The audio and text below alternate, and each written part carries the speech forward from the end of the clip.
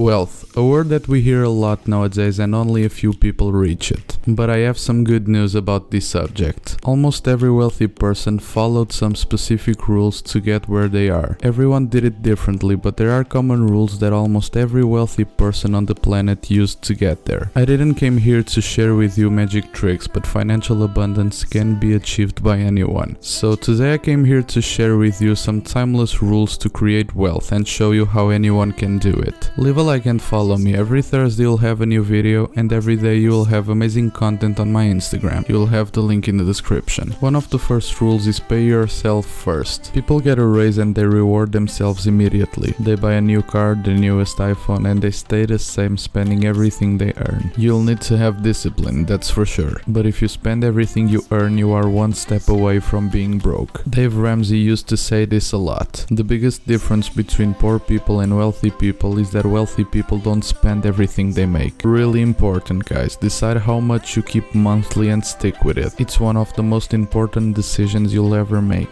The second step to build wealth is make your money work for you. Warren Buffett said, if your salary is your only source of income, you're one step away from poverty. You must have more sources of income. And don't just save money, because inflation takes money away from you. Let me show you an example of investing that starts with a small amount of money. If you start today with $2,000, after 45 years with a 7% return rate, investing $300 monthly, you could retire with $1 million.